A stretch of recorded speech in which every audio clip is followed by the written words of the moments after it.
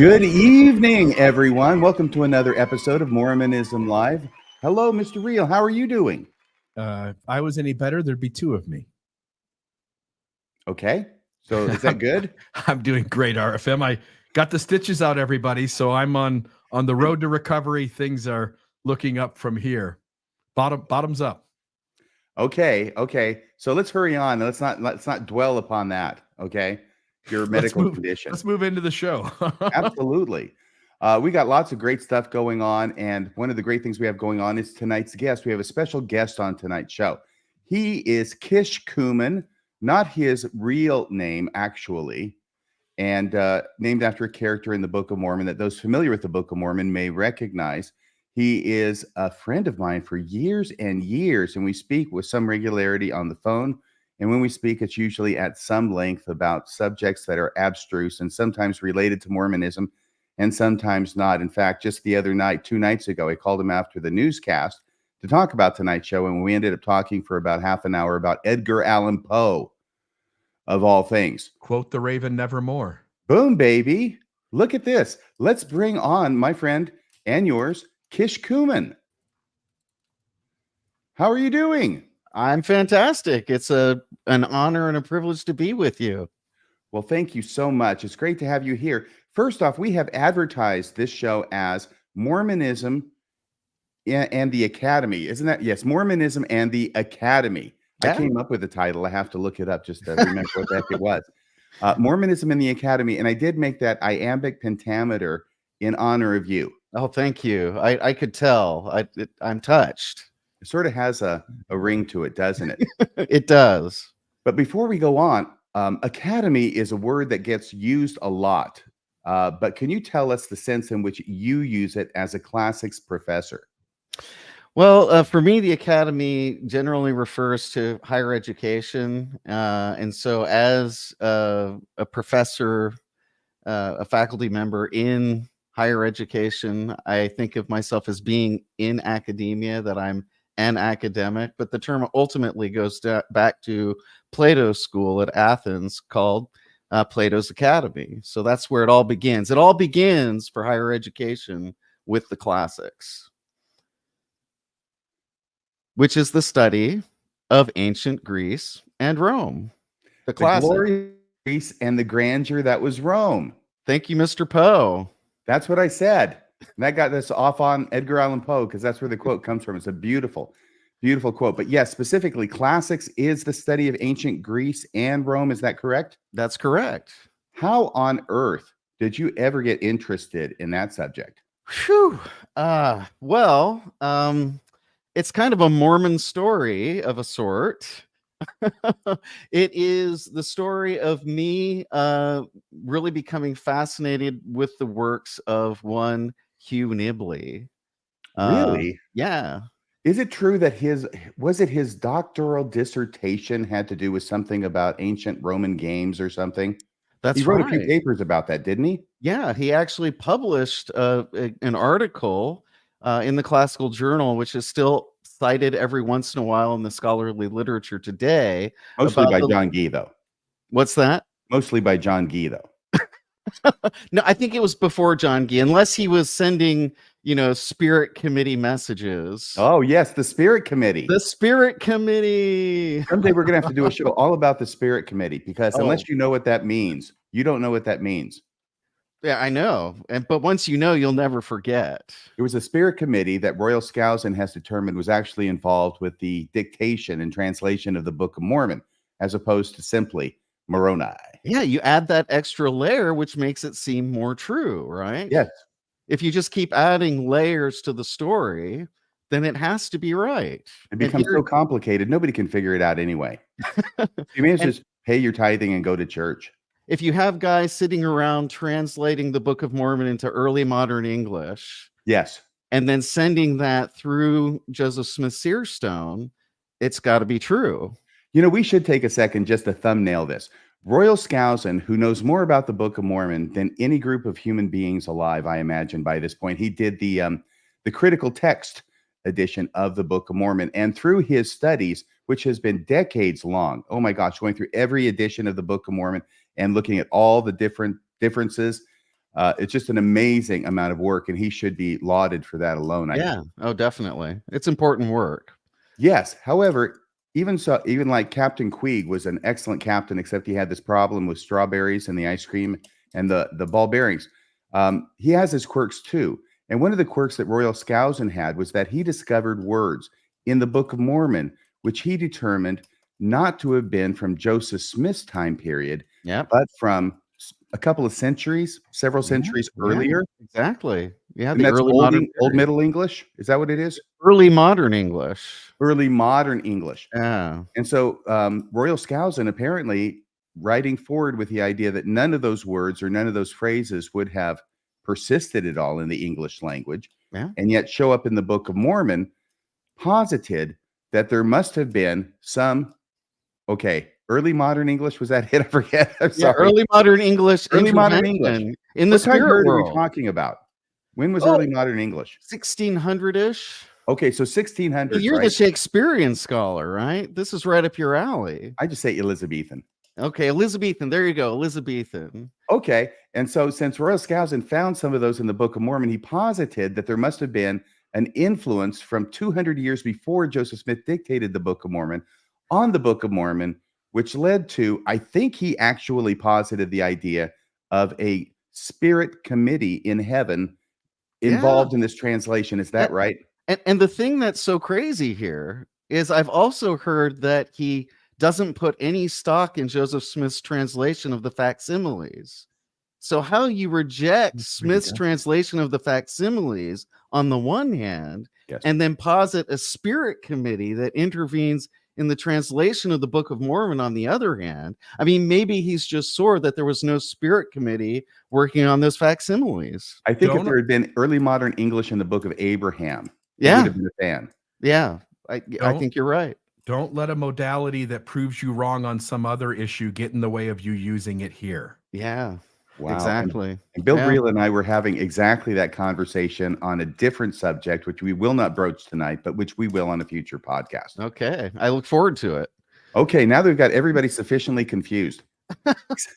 So you were talking about Hugh Nibley and how you came to be interested in classics. Yeah. So, I mean, of course, there's just the interest in those wonderful Greek hoplite helmets. I mean, when you're a kid, you look at those hoplite helmets and you think, dang, these things are cool. Where did they come from? And so you figure that out and you think, wow, there's this whole Greek world. But You're then, using a technical term to describe the helmets. Are these what I would normally think of as the Greek helmets, like with the what would you call it? The like mohawk? the ridge over the nose and the horsehair crest. Yeah, I said that. The mohawk, right? Yes, exactly. The horsehair crest. That sounds better. Yeah, I mean, as a kid, I was fascinated with those things. I was also aware that Thomas Jefferson knew his classics. And so, having grown up in the region where Thomas Jefferson lived, I thought, well, he's an important guy. There must be something important to learn there. But then, at about the age of 17, I read Since Cumorah. Yes. And then I realized by Hugh Nibley, by the way, for the yes, audience. Hugh Nibley's Since Cumorah. My father had a copy, and I later learned that when he was in college, my father was deeply interested in Hugh Nibley and actually used to hang out during lunchtime with Wilford Griggs, who eventually became a professor at BYU of Egyptology. Both of them would sit together during lunch and talk about Hugh Nibley. So small world. Hugh Nibley was a massive influence. I remember reading that book shortly after I joined the church. My dad didn't have it. I was the only member of the church in my family. It was a neighbor who had it, and I was enthralled by it as well. Although I've got to say, I probably didn't understand very much of what I was reading. My understanding of it was that the title, Since Cumorah, was the idea was that we're going to look at discoveries that have been made regarding the old world that have been discovered since Cumorah or since 1823. Whenever Joseph Smith went to Cumorah, he went for a number of times. And it was hard to pry those plates loose from that angel, I'll tell you that. I know. It kept wanting them back. so that's the book. And this really appealed to you. Is that right? Yeah. I mean, it was one thing to be into the helmets and think, Thomas Jefferson, founding fathers and all that, but then to realize that your religion involved these ancient, mysterious, and esoteric topics, I just dove in and devoured that book. And when I was called on my mission, I broke the rules just a little bit by on the sly buying Hugh Nibley books, which were not approved, by the way. Where did you serve your mission? Southern California. Okay. You Yeah. seem reluctant to say that. Well, I guess I'm a little bit, as I'm here as Kishkumen, I'm a little bit protective of my identity, just as you are RFM, right? Right. Well, I went to Japan on my mission. And I went to all California. the missionaries who went to Japan on their mission understood that the best missionaries went to Japan and the worst missionaries went to Southern California. Well, I mean, that's definitely true. They There's a smelled me. reputation. They smelled me from a mile away. I mean, I was a bad egg from the beginning. I think you must have been the exception that proves the rule. Okay. All right. Well, I appreciate that. So you're getting Nibley books on your mission. I got my first edition of Abraham in Egypt on my mission. And that Still came out have in it. 1981 or so. Yeah. Beautiful red cover. I still have the paper cover. It was like the watercolor of the facsimile. Yeah, it One? was. No, two. Yeah. Whatever it was. Yeah, the hypocephalus, right? Okay, so then two. Yeah. All right. So yeah, that was me on my mission, and I devoured Nibley books there. I also read our friend Derek Evenson's The Gainsayers. And I read that in 1989. Yeah, which kind of says something about when my mission occurred. Oh, you read that on your mission? Yeah, I read it on my mission. So you're basically 10 years younger than I am.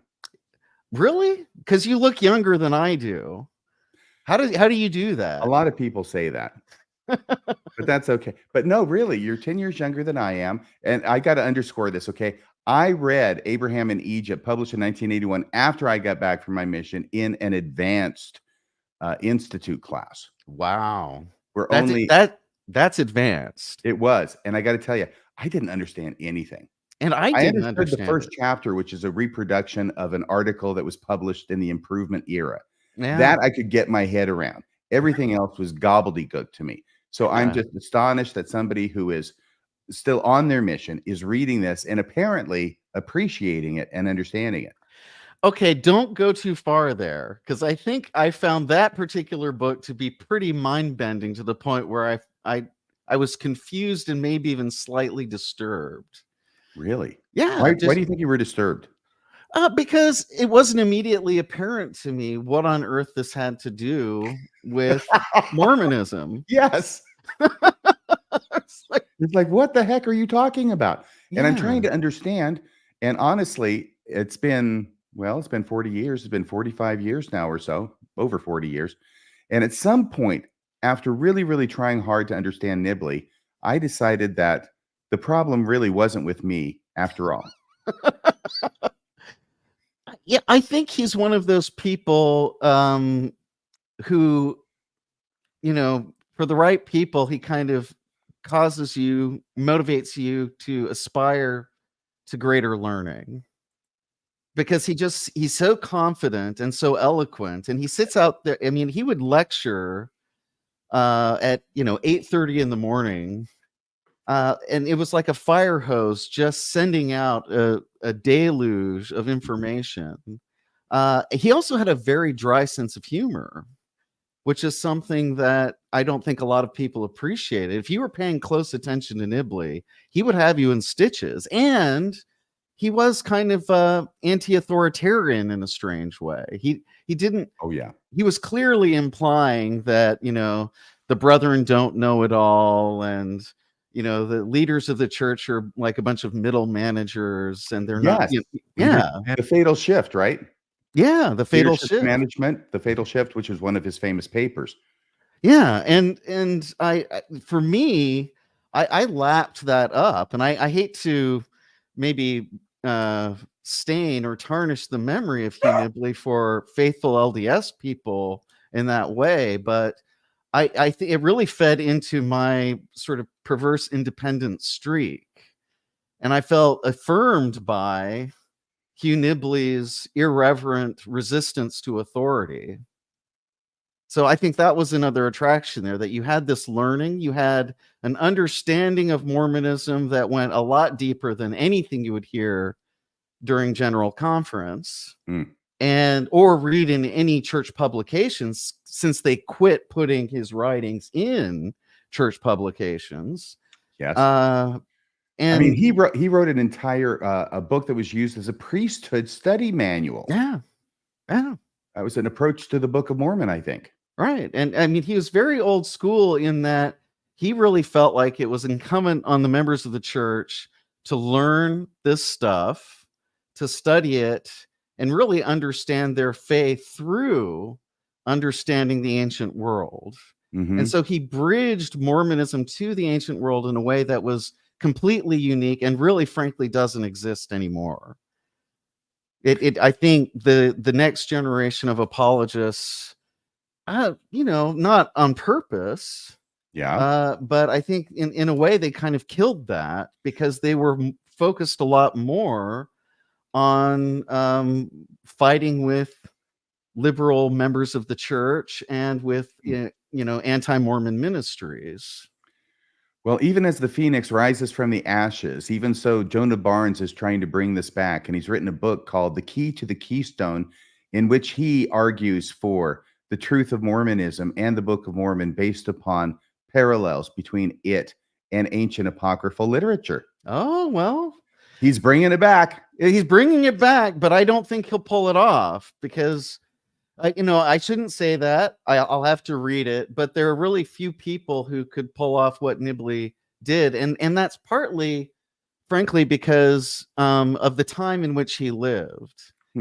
He lived at a time when scholars were making daring connections of this time. I would compare him to the University of Chicago professor, the late Mircea Eliade, whom Nibley read and cited, and who actually knew Hugh Nibley in turn. And the scuttlebutt at BYU was that they tried to actually get Mircea Eliade wanted Nibley to come to Chicago because he read Nibley's stuff, and evidently this was the gossip I heard at BYU, because that's what we did, right? All of us students of antiquity at BYU would sit around and gossip about Hugh Nibley and how amazing he was, and how all of these other professors recognized how brilliant he was. I mean, some of it was complete hogwash, and it was certainly selective.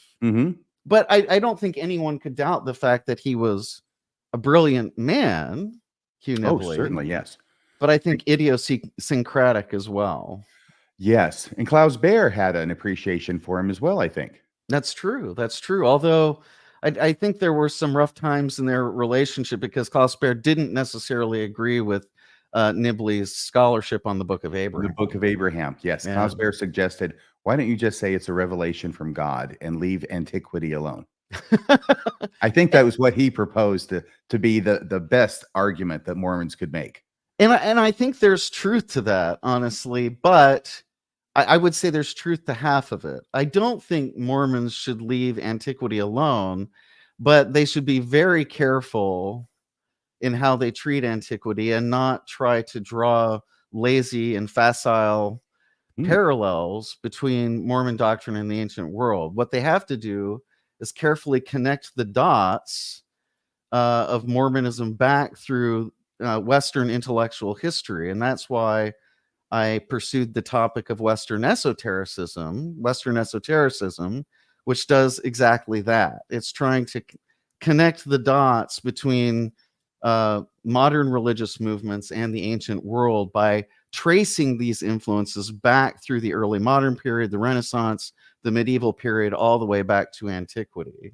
That's what needs to be done. But I don't think Nibley felt like he could necessarily do that. Maybe he didn't even want to do that. Although at times I think he suspected or maybe even intimated that needed to be done.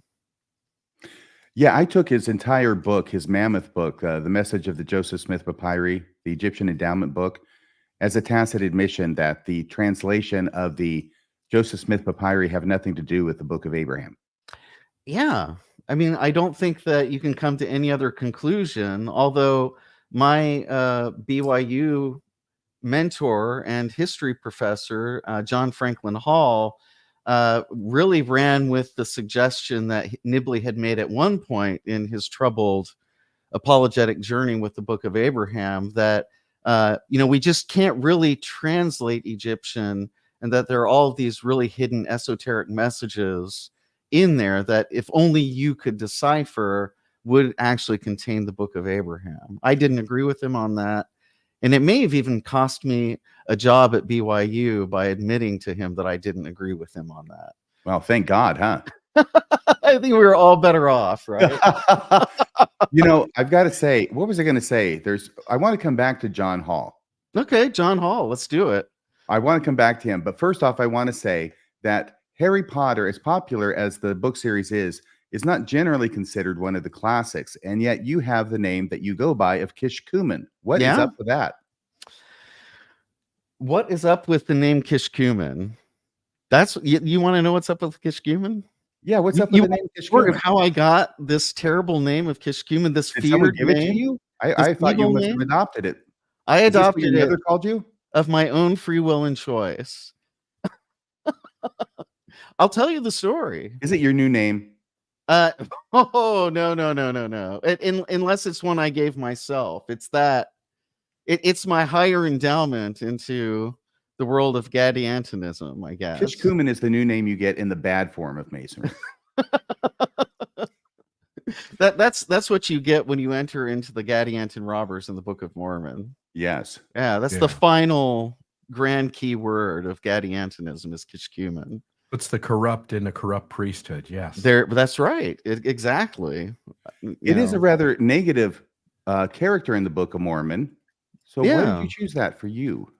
Okay, so I used to post on MDB under my first name. Back up. It's Mormon Discussions Board, right? Which now is Discuss Mormonism. Yeah.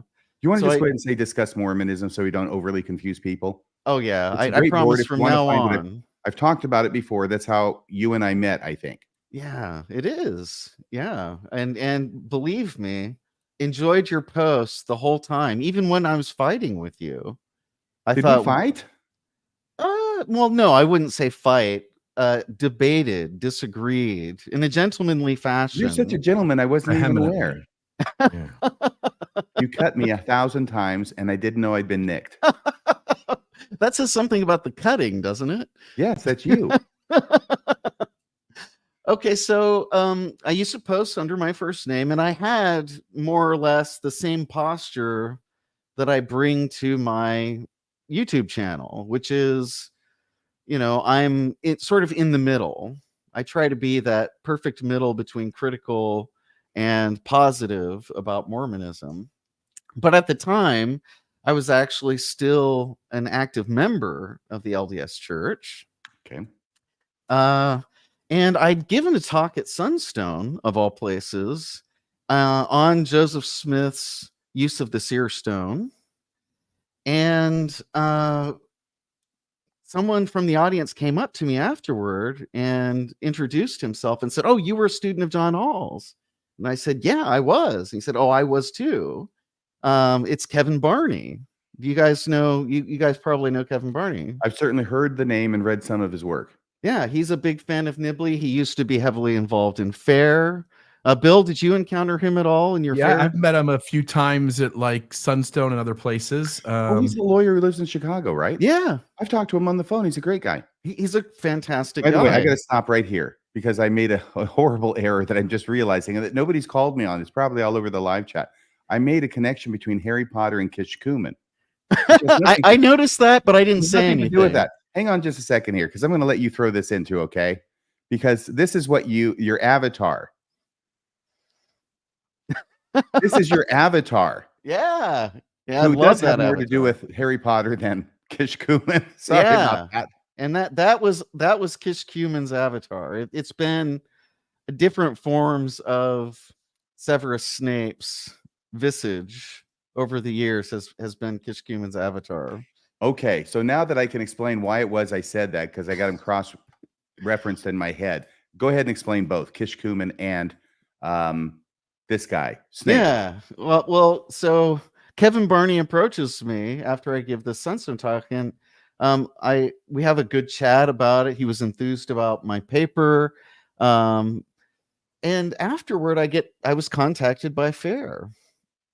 And I think Kevin Barney was the one who recommended that they contact me. They asked me for my notes from the paper, and I thought, really? Fair wants my notes from a Sunstone paper? Because here I am operating under that sort of Elder Oaks model of we don't have anything to do with Sunstone. So to have Fair contact me about the notes for my Sunstone talk was, yeah, I mean, that was a huge surprise to me. Mm-hmm. And I thought, sure, what's the harm? I don't know what they want to do with them. But I just said, sure, yeah, you're free to look at it. Tell me what you think, whatever. And I get an email back from Fair a couple of weeks later telling me that my contribution had been rejected. And I thought, what are you talking about? I'm sorry, I'm laughing in advance because I know a lot of these stories. I know where they're going. Your contribution has been rejected. Your submission has been rejected. It's like, I submitted nothing to you jokers. Yes. I was kind enough to share the notes from my talk with you. I made no formal submission to your publication. Was that rejection signed by, was it Russell McGregor?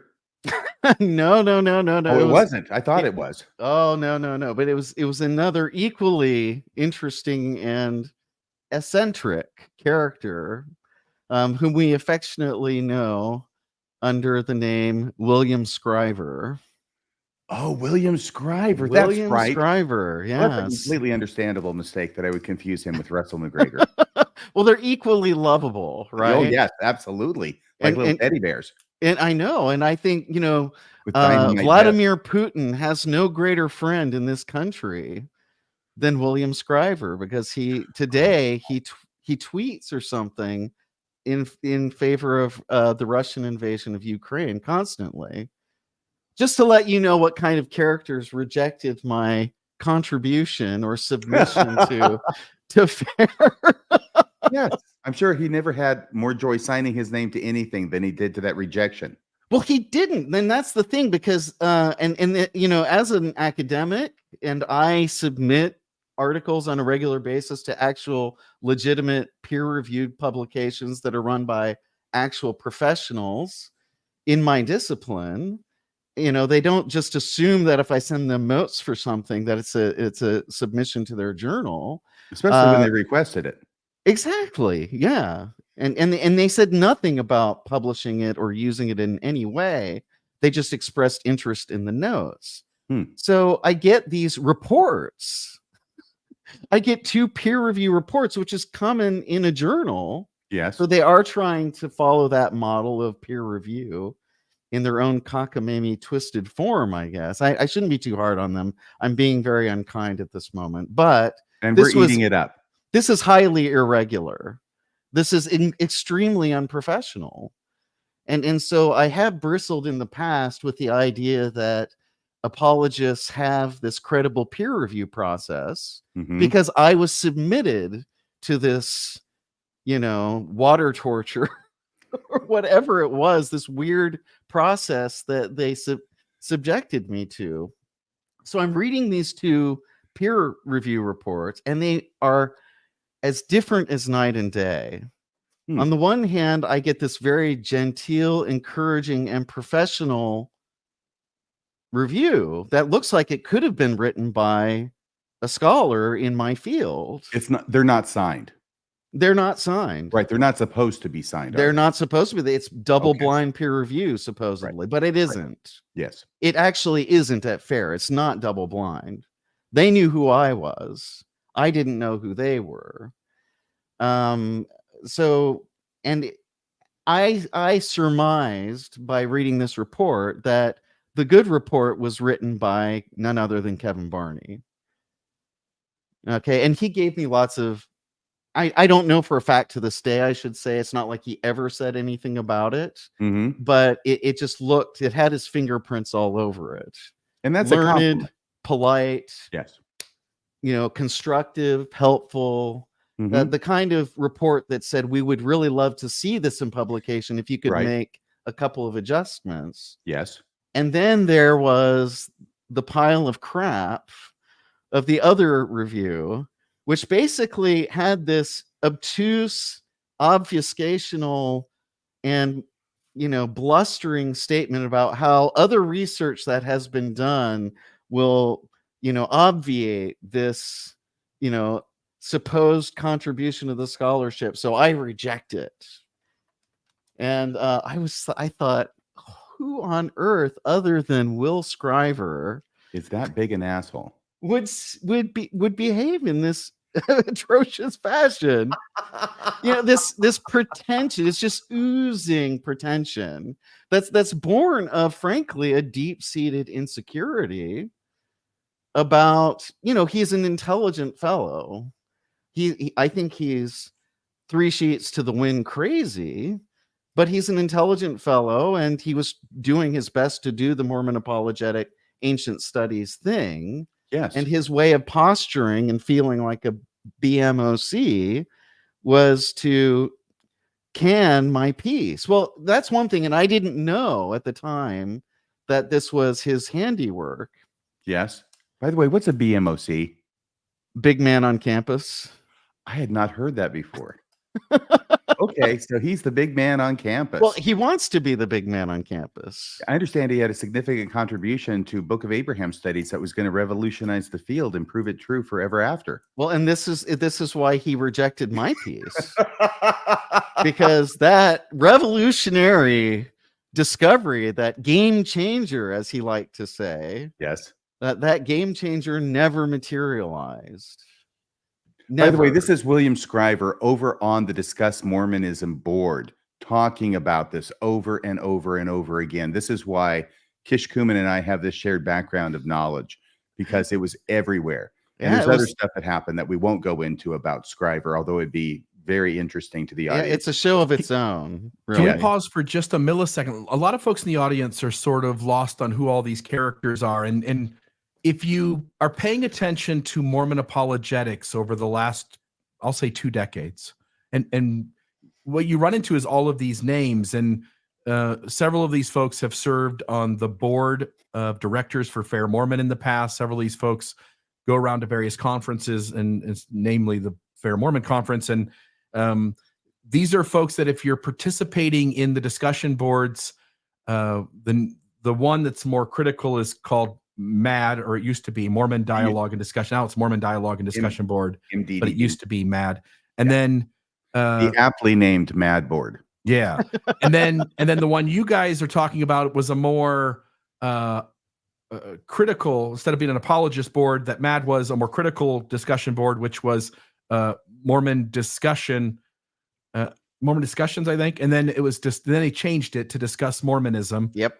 And so there are all these erudite, I'm going to say to some degree, conversation back and forth between apologists and critics, and it's the smartest among the folks sort of pecking at each other, and some topics being discussed, and both sides are sort of hammering the other side for how ridiculous they are or how much they're twisting something. Yeah. And so depending on what side you're on, you would see your side as being the truth teller and the other side as being the ones who are sort of swaying things. Yep. And so for folks who are listening to these stories, these are folks who have had huge impact on taking Orthodox Mormonism, and over the course of 2 decades, giving the brethren room to create an ongoing restoration and water things down. So all the changes that you see the church make are often first discussed and plotted out and thought about, and sort of the rigidity or stability of the structures are sort of tested in all of these discussion boards first. And I've had a hell of a lot of fun in my 15 years of watching all this stuff happen. And anyway, folks, if you want to know sort of the game, I'll just end here. You really do want to look at least from time to time, those 2 discussion boards and see the conversations that go on, and see sort of the tone, the topics, and the methodology of how those 2 sides sort of go at each other. Yeah. Now, in Bill, the thank leading, you. What's I that? was going to say, Sorry. Bill, thank you so much for Yeah. taking the time to give the Yeah. background, because we were jumping in with both feet, and I really appreciate your doing that. You're I welcome. do have the distinction and honor of having been banned not once, but 3 times from 3 times? Yes. I was only banned twice. How did you Well, get to be 3-timer? Well, the first and third time it was under my first name. The second time I made a sock puppet. I got banned anyway because I was just, I guess, I was saying things that the moderators didn't like. It's not hard to do over there. By the way, the Mad Board, which is not the Mad Board anymore, it's the MDDB. We have Mormonism After Dark now on the weekends. It's just another show, and that is All right. MAD as well in their honor. Well, good. So, how come you are Kishkumen? Okay, so I think so. Scriver showed up on what is now Discuss Mormonism, but at the time was MDB, and he started bragging about rejecting my paper, which I had never submitted. Yeah. All right. So this is supposed to be double-blind peer review. Okay, when did this thing happen with your paper and the submission and the rejection? About what year? How long ago was this? Probably, I don't know, maybe around 2010. Okay. All right. Yeah. And then, and of course, Scriver shows up over at the current Discuss Mormonism board, and he used to post there a lot and got into all sorts of trouble. Oh yeah, in fact, he probably lost his connection to the Neil A. Maxwell Institute thanks to Bridget Jack Jeffries. Yay, Bridget! That was amazing what she did. Yeah, and we won't go into that. Let's just say that he was caught red-handed, being incredibly misogynistic on multiple occasions, in spite of his denials. Yep. It was clearly kind of there in black and white. Yeah, and it was there in black and white. So Scriver comes onto the Discuss Mormonism board, and starts bragging about having rejected your paper. Yeah. And I'm sitting there thinking, okay, first of all, it was an incompetent review. Clearly he didn't have any idea what he was talking about, and he was just referring to his own work. Like, you didn't write my work. My work is better, in my opinion, so I'm going to reject your thing. But it's the height of unprofessional behavior in the scholarly community to do anything of the sort, particularly in public. I mean, you can go up to a person years after the fact if you've had a good experience reviewing their work, and you could say something, I really enjoyed your piece, and sometimes, a scholar in the first footnote would say, I'd like to thank the anonymous peer reviewers for all of their criticisms and suggestions. But you're supposed to, as much as possible, remain faithful in the academic world to the double-blind peer review process and its integrity. And the idea is that this is not supposed to be about personalities. It's supposed to be about the substance of what you've written. Exactly. Yeah. And you're supposed to, as an editor of a legitimate peer-reviewed publication, you find qualified reviewers who can address the topic and critique it on its own terms, right, through the methodology that the scholar is using, not whatever, personal views that you might have coming out of left field, which is exactly what Scriver was doing. And I have to admit, I'm not always a big person. Sometimes I'm the small person. I kind of cracked at that moment, and I invented Kishkumen. So I signed back in to Discuss Mormonism with a new account, and now I was Kishkumen. We're not going to mention your name, but before that, were you there just under your first name? Yep. Were you there with an avatar that had Snoop Dogg reading the Book of Mormon? Exactly. That was you. That was me. Yeah. I may have known that at one point, but if I had, I'd forgotten it. Okay. So let's get to some really juicy stuff now, because I don't want to lose the audience wondering who this obstreperous fellow William Scriver is. Can I ask a question really quick? What did MAD stand for? Was it Mormon Apologetics Discussion? Mormon Apologetics and Discussion. Yeah. Okay. Board. Yeah. It was the MAD board. Yeah. So that's what it was. So tell us about John Hall, this professor of classics under whom you studied at BYU, and his extracurricular activities. Okay. So, John Hall I think he was a convert to the LDS Church. He His family came from Jacksonville, Florida. He got a degree in classics from the University of Pennsylvania, PhD, and actually in ancient history, as Hugh Nibley had. That was what Hugh Nibley's PhD was in. And he got a job at BYU, and he was a very eccentric fellow himself, but he was very charismatic, a very charismatic teacher. He was a big fan of Rome's first emperor, Augustus, but he was also a huge fan of Hugh Nibley, which I didn't really know at the time, but I knew that John had some really unique and sometimes highly objectionable views, but certainly views that were extremely loyal to the church and very supportive of Hugh Nibley. And I think he saw himself as desiring to carry on the Nibley legacy to the extent that he could on BYU campus. So somehow I fell into his group of mentees, and I became, at the same time, I was a student of Hugh Nibley's. I used to hang out in BYU's Ancient Studies Library, which was connected to, it was like a special inner sanctum of the Harold B. Lee Library that was devoted to books on antiquity, where Hugh Nibley would actually come in and do his research on occasion.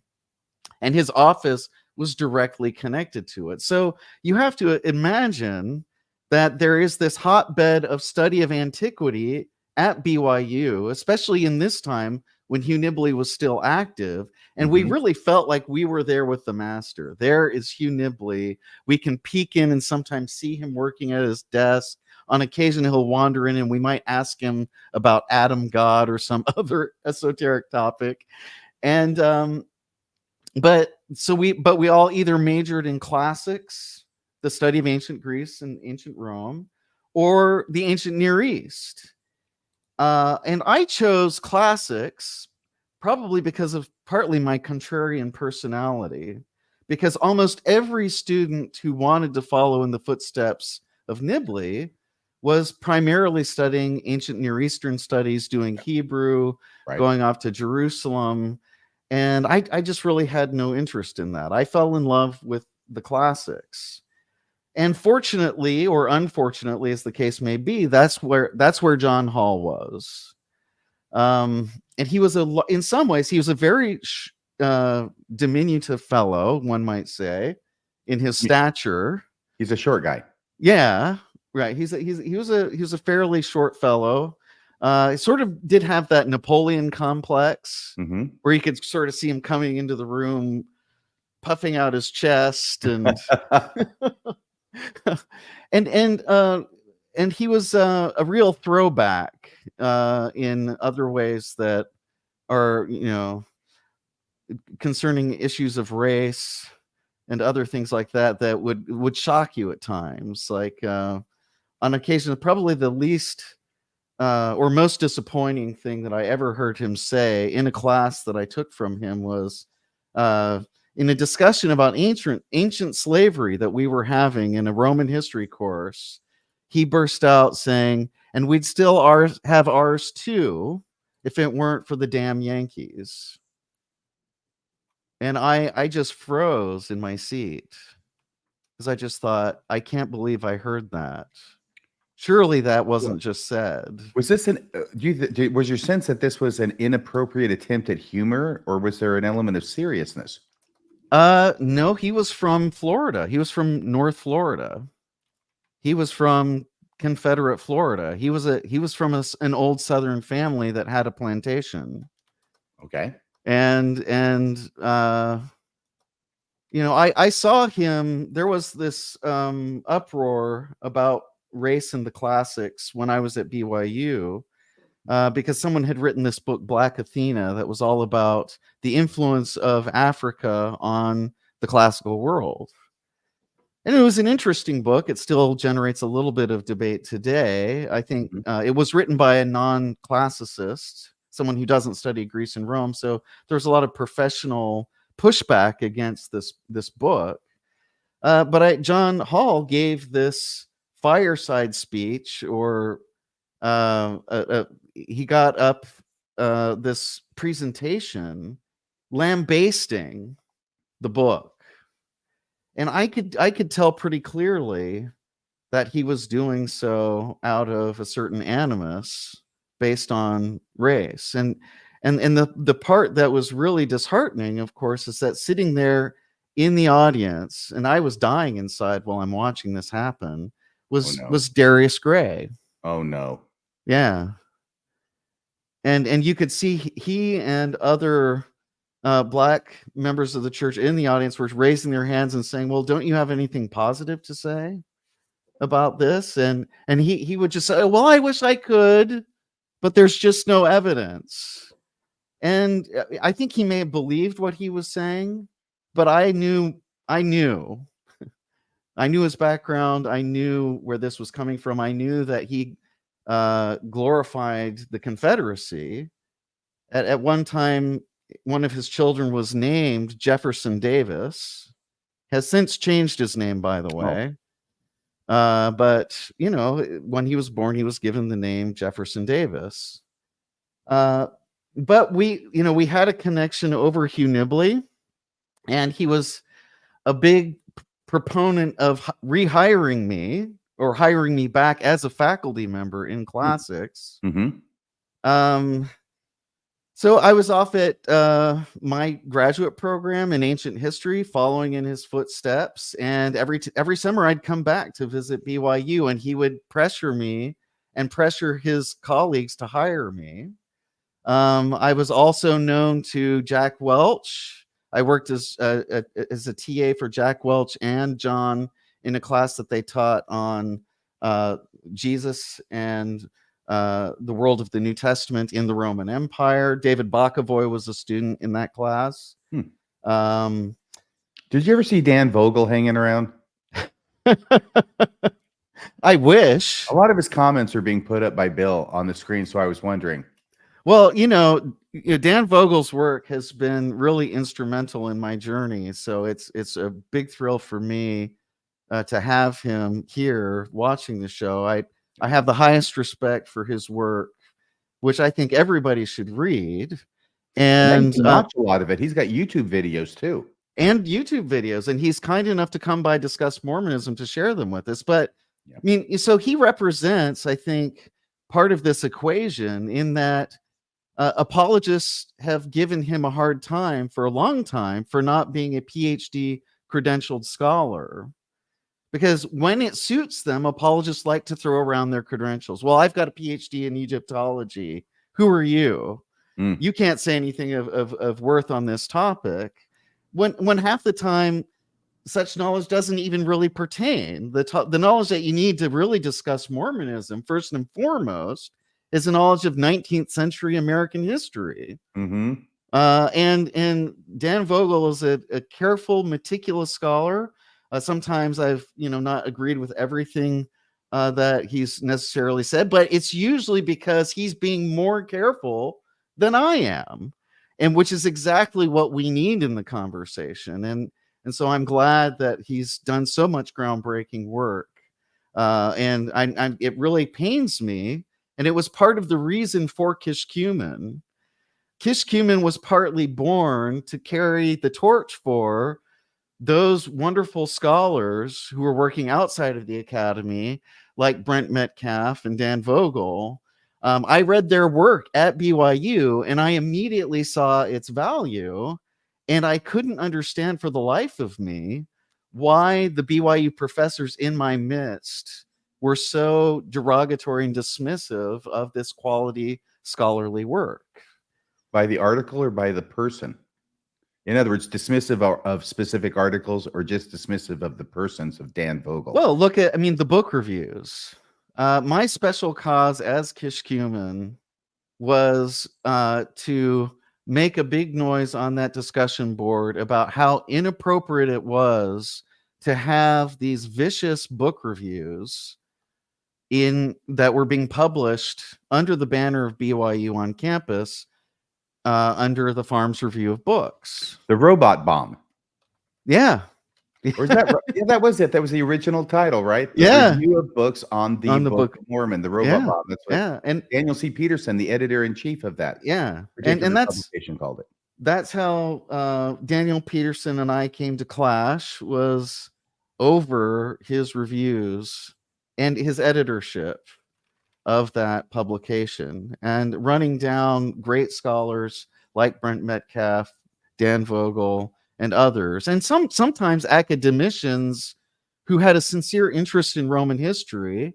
And here I'm thinking of the late John L. Brooke, who wrote a book on Mormonism and Western esotericism called The Refiner's Fire. Well, the gang of BYU apologists piled on this book. I remember I was reading. I didn't miss an issue of the Review of Books on the Book of Mormon. I considered that a guilty pleasure to get that in the mail, like once every 6 months or so, and just read through it and just love how they were smashing and dashing these anti-Mormon creeps. I know, right? And then unfortunately, if you have the experience, and I know you did, but I'm just saying, if one had the experience of actually reading the books that they were trashing, you wouldn't recognize the book you were reading based on the review. Admission time, okay? I never read the books. I just read the reviews. That's the tactic. That's the goal, right? So that way you can dismiss the book itself and never really take it seriously. And I just want to jump in here and just say, for those guys to criticize critics because they don't have the credentials behind their name, the other side is doing the same thing. I mean, what's Brian Hale's credentials? He's a anesthesiologist. Yeah. What's Mike Ash's credentials? I think he's a photographer. Yeah. Steve Densley's a lawyer. Nothing against lawyers, RFM. So when you look at the apologist, the professional Mormon apologist, the gamut of people who show their face and have done so for decades, only a small percentage of them actually have some sort of education credentials behind their name that give them authority to speak on that topic. Yeah. And honestly, ultimately, I'm not saying this, and I don't think the point of Kishkumen was ever just to slam apologists. If anything, I wanted them to be their best selves and to live up to what I thought the ideals of the LDS Church were at the time when I was a practicing member of the LDS Church. And I felt really disheartened to see what was being done and printed under the BYU imprimatur, under official BYU sponsorship. And that's Kishkumen.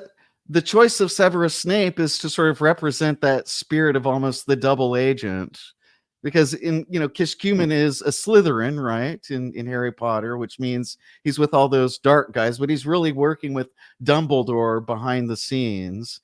And I have to just admit to having a slight man crush on Alan Rickman's, but yeah, if I could look like Alan Rickman, my life would be so much better, right? But that was so I put together Kishkumen partly because I noticed that there were two other characters on that board who seemed to be really dominant figures, and that was Dr. Scratch and Gaddy Anton. Yes. And so I saw those. I knew them. I knew their posting habits. I knew what they were up to. So I thought to myself when I looked at that collection, I thought, well, wait, where's Kishkumen? And so that was the ultimate driving factor there in the choice. You became the third member of the Unholy Trinity. I did. And I kind of, in a way, I paid for it. I was stressed out over it. There were apologists who thought that I was actually Dr. Scratch.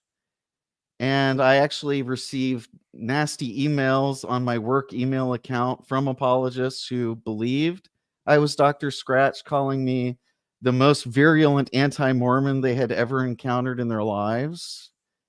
And it stressed me out because I was untenured.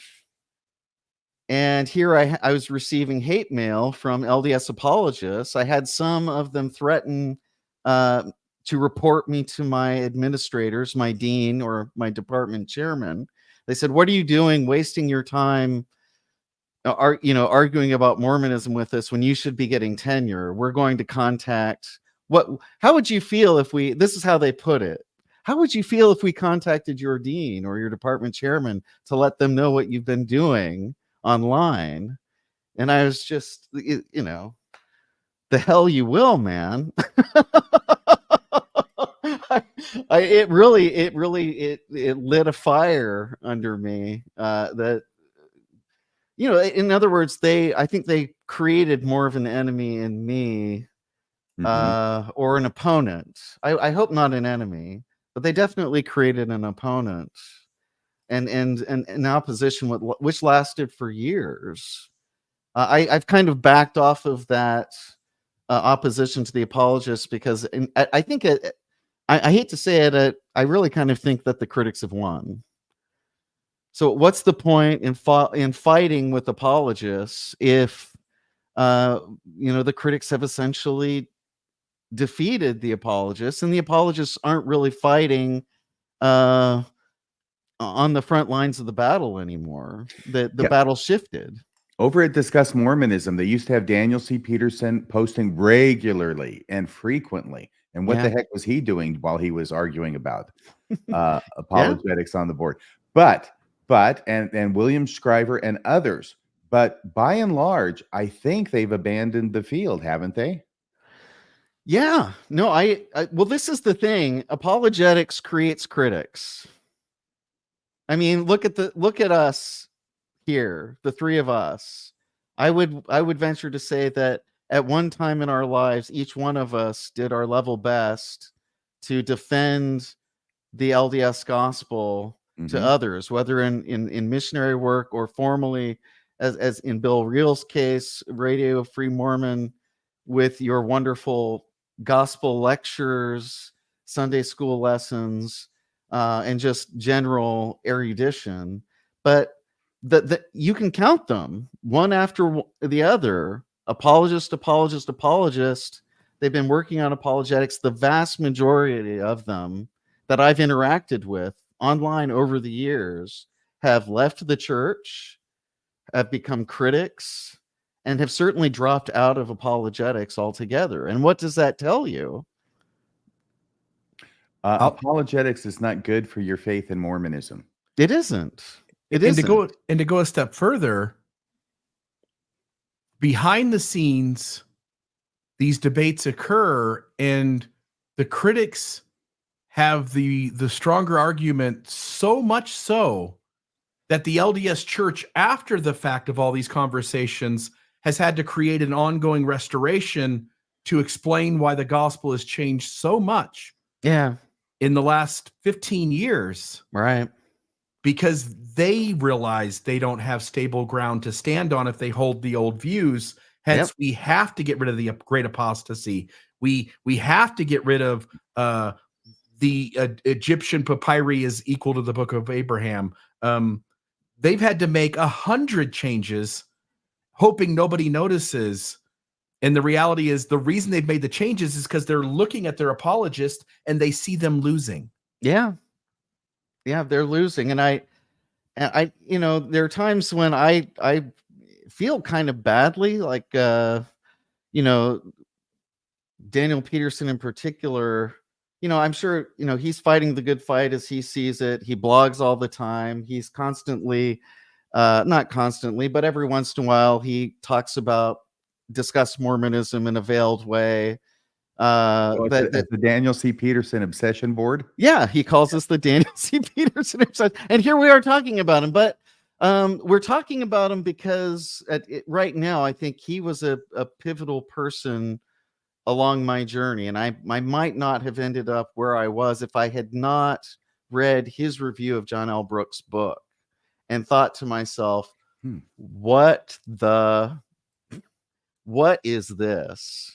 You read Daniel C. Peterson's review of was it Brooks' book? Brooks Refiner's Fire. Yes, in the Farms Review. In the Farms Review, and I was aghast. I was ashamed. I was embarrassed. I couldn't believe what I was reading.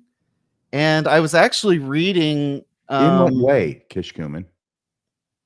Well, John L. Brooke was a legitimate American historian. He was non-LDS, and his book was proposing that these esoteric currents of Western culture had fed into the birth of Mormonism. Which is, once we recognize that Joseph Smith was, he encountered Freemasonry, that he practiced treasure digging magic, all of those things come out of that stream of Western esoteric culture. Yes. So it's really on its face an intuitively appealing proposition. And Now, today in 2024, October 16th, it doesn't seem like a remarkable observation. and it isn't, but he was so bold as to propose this. And, it was a seminal book, but it certainly didn't decisively make the case. But that, I think, left room for the apologists to trash it as being speculative, imaginative, and I didn't really understand, from my point of view, the rancor and the nastiness in the tone, where you would think that this came from a very personal place, that, John L. Brooke woke up and peed in Daniel C. Peterson's cornflakes or something.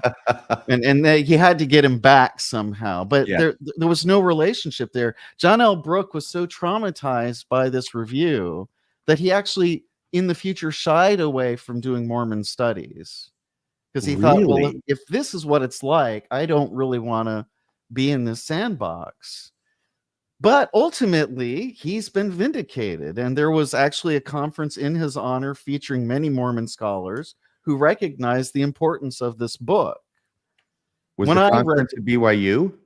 No. No, that Not would that be vindicated. That would be good. Yeah. Okay. Well, and honestly, if Mormonism, if the LDS Church were confident and robust enough in its intellectual culture, it would be at BYU. And that wouldn't pose any kind of problem. But BYU has had a problem in the past. I hope they're doing better now. I can't say they're not, of being incapable of hosting scholars who talk about Mormonism from a non-devotional perspective. In other words, a non-faith promoting perspective, which doesn't mean that they're anti-Mormon. Just like John L. Brooke, he's not anti-Mormon. He was a curious historian who had a compelling thesis. There are scholars of the Book of Mormon who used to come to BYU for the Book of Mormon Roundtable, and they were eventually disinvited from campus because faithful LDS participants in that Book of Mormon Roundtable felt it wasn't appropriate to have these non-believing scholars discuss their scholarship on the Book of Mormon on BYU campus.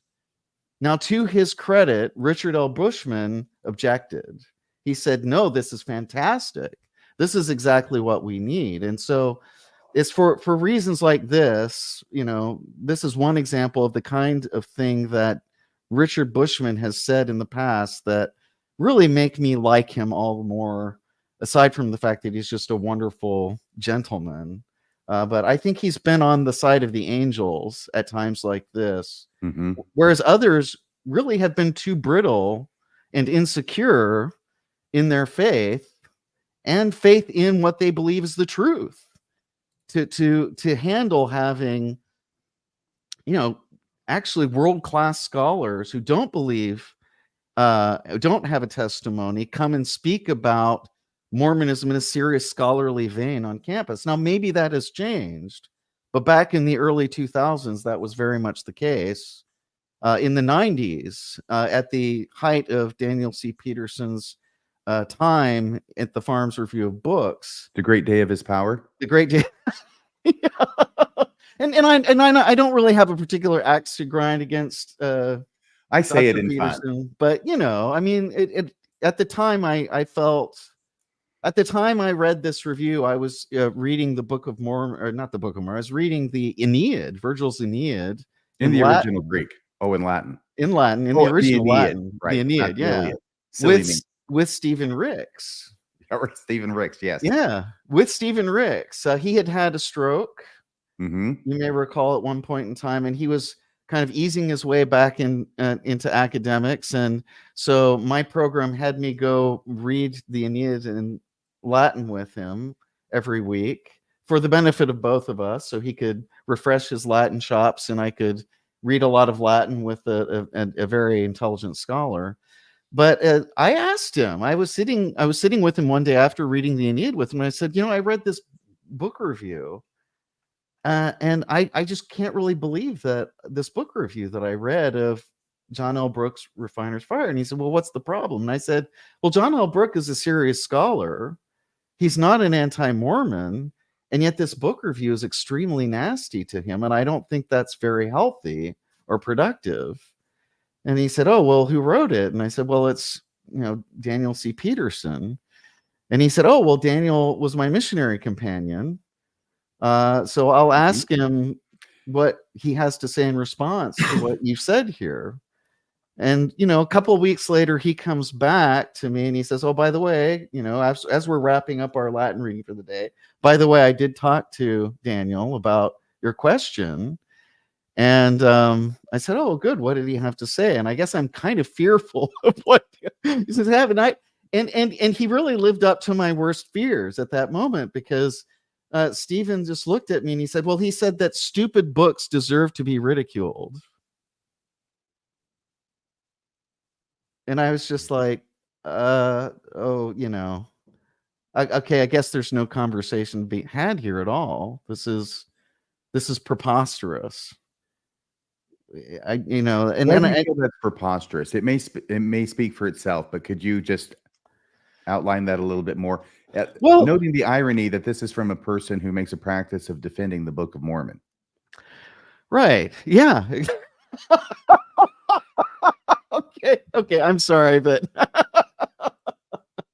right, because some people would, I would say unfairly call the Book of Mormon preposterous. I actually don't think it's preposterous, and we can get into that some. It might be more so than the Refiner's Fire, though. There are people who would say that. All right, because this is not how scholars generally behave. Because even if someone really doesn't like a book, they will explain in detail their methodological, philosophical objections to the book. But to say stupid books deserve to be ridiculed, it's look. I'm a student at BYU, and he's a professor at BYU. Mm-hmm. I think I should think that at that moment he might have understood that he had some kind of educational responsibility, even if I weren't at that time a student in his class, and I wasn't. But we are both in this same academic institution together. What better way to educate me than to explain these are the reasons, and I would like you to go read this book and you tell me what you think of my objections now with this further education that I've given you. Yes. Stupid books deserve to be ridiculed is a conversation ender. Yeah, right. It's a thought-stopping. It's a thought-stopping technique. Yeah, there's an old Chinese saying that there are no stupid books, only stupid book reviewers. Yeah. Can I put something here? I just want to, because I think this hits on what you guys are saying. So Richard says, insecure in their faith describes apologetics all too well. And one of the things I really think RFM and I do as well, maybe better than everyone, but at least as well as anyone, is like when we're dissecting a historical issue, we show our work. So we put the documents up on the screen and we take people through the chronological timeline of the development of the theology and let people see all of the documents and the voices that shaped it. Yeah. And you'll clearly understand that the apologists almost never do that. Now there's a certain kind of apologist who does. I'll give an example. I think Don Bradley, for instance, is one who his motivation and agenda is very different than the rest of them. And And he tends to stay out of the conclusion and just show the work and let people make up their mind. But almost no apologist wants to show their work. He doesn't know. You won't find an apologist taking you through any of this. And I think we could find quotes where they sort of self-admit, Stephen Harper and others, where they sort of self-admit to show our work would hurt faith. Yeah. And once you understand that to show the work would hurt faith, you already understand that the means justifies the end, right? Yeah. Like whatever it is, it's just, that's how it goes. They're not going to show it. And I think that what that should tell them, and honestly, I say this with no malice at all. You know, I'm a person who wanted them to be right. Mm-hmm. There was a time when I believed they were right. Mm-hmm. There was a time that I trusted Hugh Nibley very much, and that changed my life. But to discover that Hugh Nibley, as well as these other, apologist scholars, were fudging and creatively interpreting things to the breaking point. I remember one time on DM, I think it was Kevin Graham, one of the other former apologists, right, showed us a translation of this bit of Greek that John Gee had done to support some argument about Mormon cosmology in early Christian literature. Now, I'm no John Gee, and John Gee is actually legitimately a brilliant human being. You know, he has I was told he has an eidetic, or what's called a photographic memory. And we used to, in the day when I was a Niblite in the Ancient Studies Library, worshiping the master from afar, we would tell stories about the brilliant John Gee and his ability to quote Greek poetry from memory and have little exchanges with Hugh Nibley where they were just trading quotations of Greek poetry. So we worshiped the guy. But sometime along the way, I started to find out that, to my understanding, and to the understanding a lot of my friends at BYU who were studying antiquity, who are very brilliant people, it was word on the street was that he was lying or fudging in his apologetics on the Book of Abraham. That they wouldn't have put it that way. They didn't put it that way at the time. I hate to be that strong, but they said he has this paternalistic urge in which he's definitely obfuscating, and he's not providing all of the evidence, and he's providing confusing interpretations of the evidence that look like they're designed to lead you down a rabbit hole that you'll never emerge out of. He's the only one who can help you navigate the landmines and hand grenades. Yeah.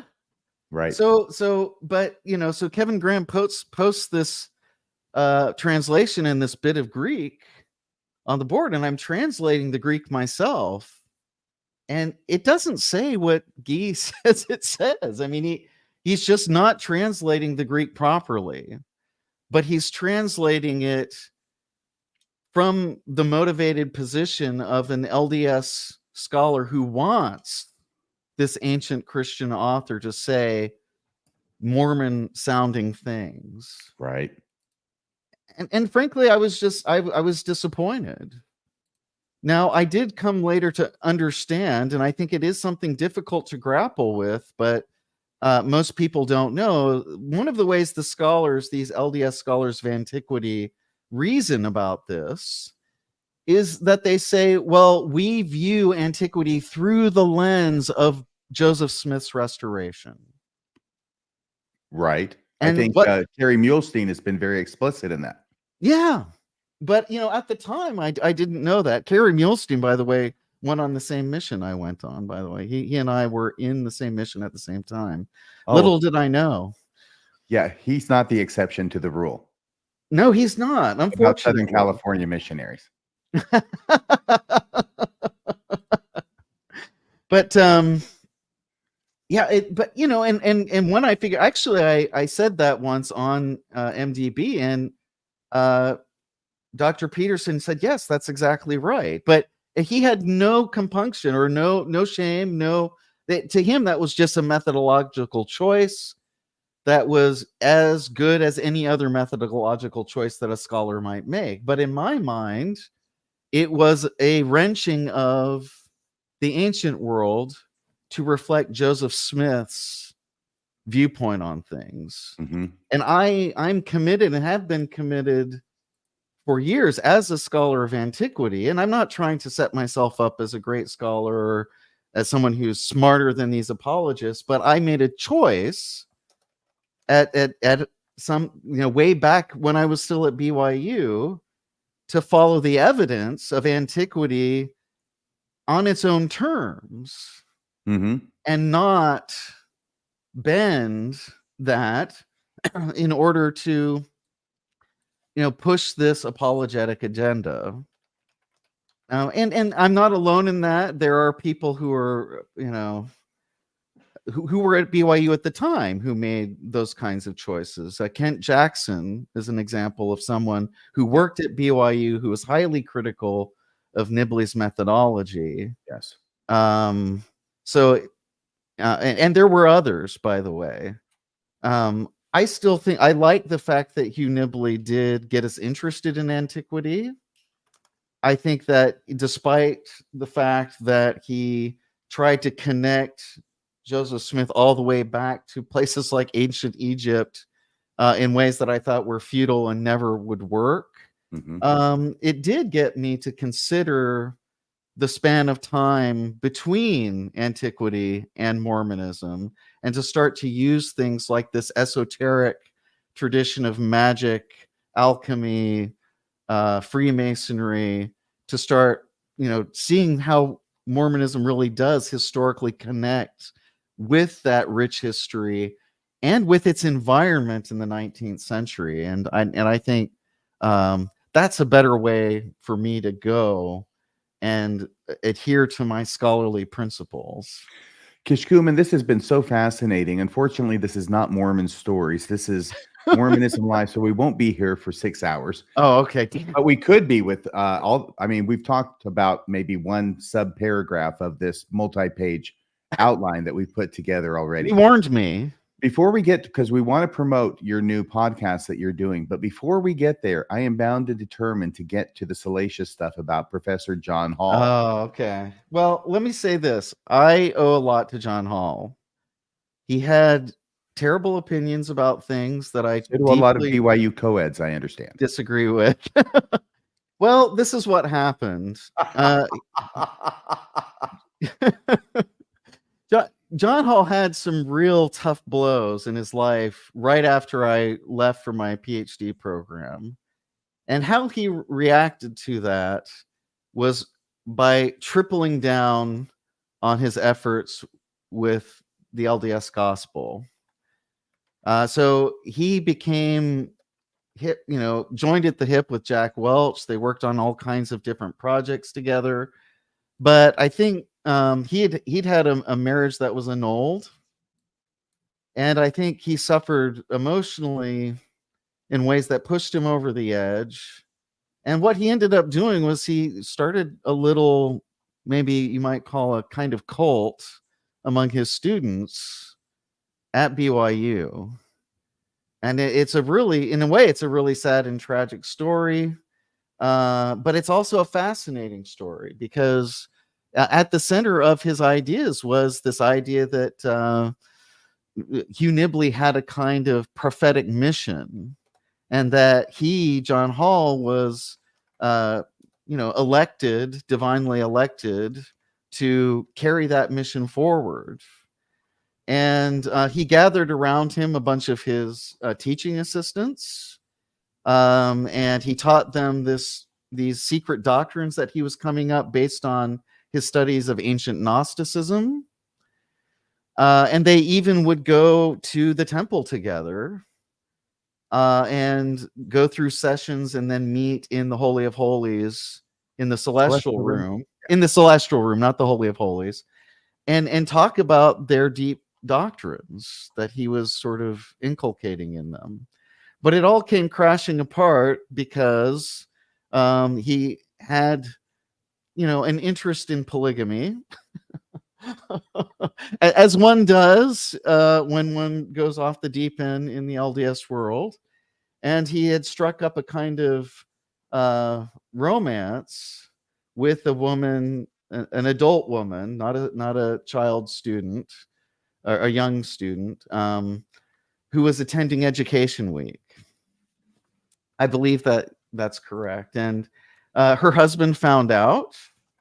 And so he went through the halls of the classics department at BYU, putting up these signs that said BYU hires and employs adulterers. Boom, boom, boom, boom. This boom. is the husband. This is the husband. This is the cuckold. The cuckold. That's right. I'm sorry. This is the cuckold. Not the John Hall. Not John Hall. Okay. So the enraged husband went through the halls, putting up these signs. It's and not funny. I'm sorry. It's not funny. no, and so he was outed. And honestly, this is I think the cost of religion gone wrong. And it on the one hand, it's shocking and sensational, but it really deeply harmed the students. It deeply harmed this family. And so, Professor Hall was basically gently moved out of BYU gradually by first putting him on a research-only contract so he wouldn't have any contact with students, and then he retired from there.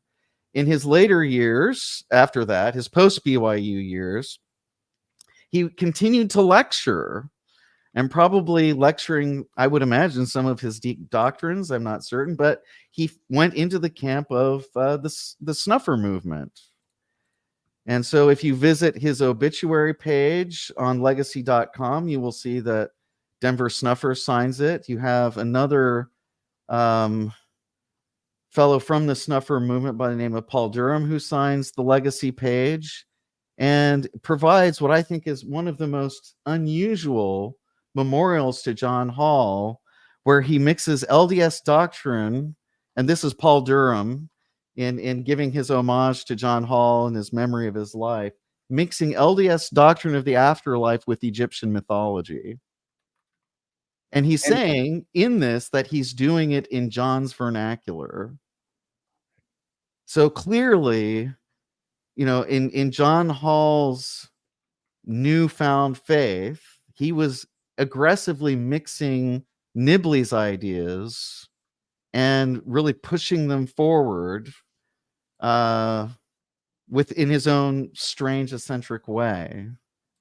I don't mean to get too off the deep end with John Hall and his tragic past, but really, it doesn't take a lot of creativity to do that with Nibley's writings, does it?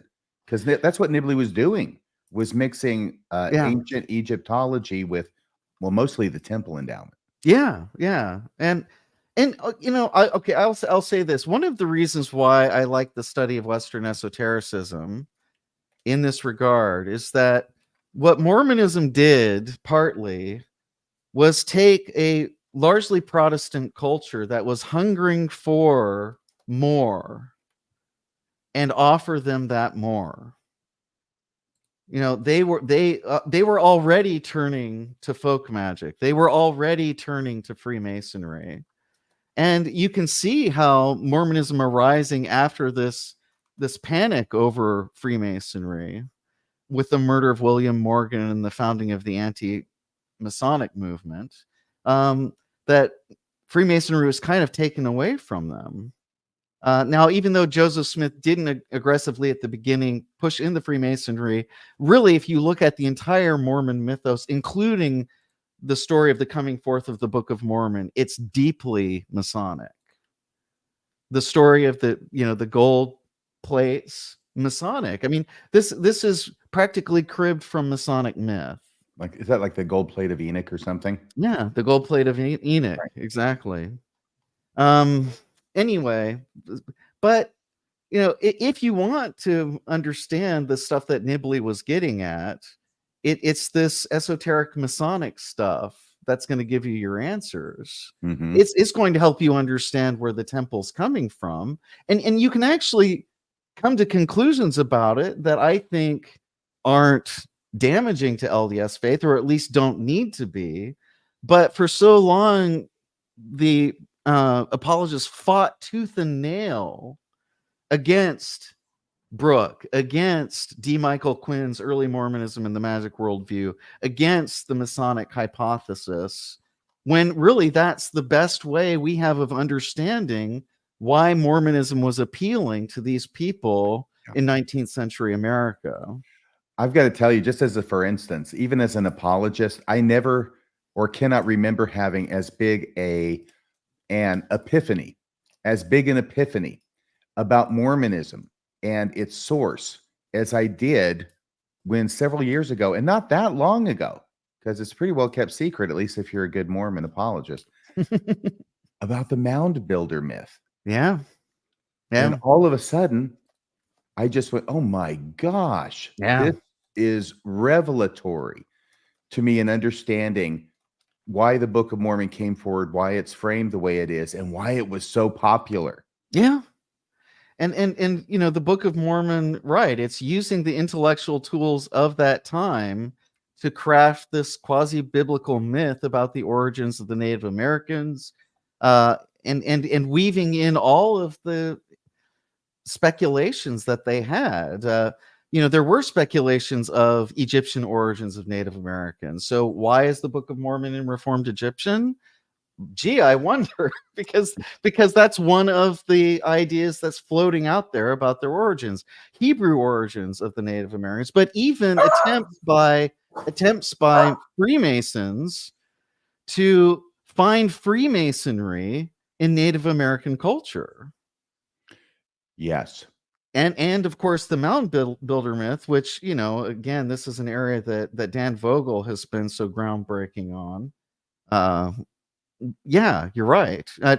Understanding Mormonism in its own context is the best way to understand Mormonism, that 19th century history. But I think it does also help if you bridge the gap from antiquity to that 19th century by looking at things like the traditions of magic, astrology, Freemasonry, etc., in the past, and understanding why it is that, because why were these people interested in this stuff? Well, because I think Protestant culture had robbed them of the ritualism of Catholicism, partly all of the doctrine of Catholicism, and even though they were good Protestants, it left this kind of hole that they tried to fill in other ways. And it's interesting how Mormonism, without being Catholic, kind of provides a lot of those fill-in structures. Instead of the Pope, you have the prophet. Yes. You have the ancient priesthood tradition that goes back all the way to early Christianity. For people who missed Catholicism, that's the best they could do without actually going back and being Catholic. Now, Stephen Fleming has written something about this phenomenon in the first British mission, where he talks about how, you know, you had these people in certain areas of England who were in a way almost crypto-Catholic and certainly thirsting for those kinds of things, and they were very receptive to the Mormon message. So Stephen Fleming's work would be a place to look for that. Fascinating. We've got so much we can talk about. And by the way, in the live chat, if you want to leave any comments as to whether you'd like us to have Kishkumen back at some point in the future to discuss other things, he's a fount of information. We will have a time for calls. If we can put up the number, I think it's 662-667-6667. Oh, I got it memorized. 662-667-6667 or 662 Mormons. Please call in if you have a question for Kishkumen or Professor Kishkumen or the Right Reverend. Yes, the Right Reverend Severus Mahan Kishkumen. That is the full name. We went all the way, baby. But before we do that, I want to introduce and have you talk about briefly your excellent new podcast venture called Coffee with Kish. Coffee with Kish. Yeah. So I've got, I'm releasing 2 videos a week, usually on Wednesdays and Sundays, midnight Eastern time, but 10 p.m. Mountain time. And, you know, they're just short talking head videos with me geeking out about Mormonism. That's how I put it. Because in my show, I'm not interested in apologetics. I'm not interested in criticizing Mormonism. I'm just looking at Mormonism as an interesting thing and hoping that people with or without LDS testimonies, with or without a prior knowledge of Mormonism, might find, hey, yeah, this is kind of a geeky, cool topic that I want to know more about. And so it's very casual. It doesn't represent maybe the level of scholarship that one might find on this show, because it's designed to be short form. Yes. And what is your most popular one been about? What is the title of that one? My most popular one is actually Snobbery in Mormon Studies. And I came up with snobbery in Mormon studies as a topic because of this problem that you have of people who are interested in Mormonism holding up their noses at each other, like, well, we're critics, so we're better, or we're BYU faculty, so we're better. You don't have a PhD. I have a PhD, et cetera, et cetera. And it was really kind of an impassioned plea from me to cut out the nonsense and get over yourself, because we can all have fun talking about how wild Mormonism is, whether we believe in Mormonism or we don't believe in Mormonism. Fantastic. You also have one that's a critique of John DeLynn, I understand. Yeah, well, okay, so I've got a series, and I've only done a couple in the series where I've critiqued some of my favorite podcasters. Ooh, nicely done. And I actually couldn't even, I love this show so much that I couldn't even bring my comments on this show up in something called a critique, because of my, I'm such a fan. I'm a stan of this show. So instead of a critique of the show, you did an encomium. An encomium, yeah, with a special emphasis on RFM. Thank you. Yeah, I told Kish, he was very, very complimentary to me at length in that episode, and I told him I was going to clip that and we were going to play it tonight while I basked in his glory. So yeah, but I critiqued John DeLynn because he was saying some rather derogatory things about patriarchal blessings. That's right. And I as I said in the video, I think there's a time and a place for that, but John will claim that he wants LDS viewers. And so I found that to be a kind of a contradiction. If he wants to, be a place where, LDS viewers can feel comfortable and then speak dismissively about patriarchal blessings. And it was also odd in that particular episode because his ex-LDS guests were actually much more positive about patriarchal blessings than he was. Yes. Long story short, he graciously contacted me and accepted my criticism, made no excuses about it, and said, "You're never coming on my show." And he said it'll be a very, very cold day in hell, yes, before you ever grace my show. Yes. And I thought that was fair. Absolutely. So this is second best. Second best. Well, no, it's the best of the best. This is why I'm not even worried about it. Here at Mormonism Live, we're number 2, yet? But we try harder. Oh, well, you have a special place in my heart. Both of you. Oh, thank you so much. That's so sweet of you. Do we have any phone calls? We are at an hour and 33 minutes. It's not horrible. I talk too much. Too much. We do. Let me get that off the screen for just a second. So awesome. Coffee with Kish, and I hope you're having fun with it. It sounds like you're having fun with it. And I am. Thanks. Cool. I want to say one little thing, then we'll pull the phone call up. I'm actually going to put this over here. So just to prove a point, based on sort of the things that we talked about tonight, this is the Mormon discussion website, the umbrella site. So this is Mormonism Live and Radio Free Mormon.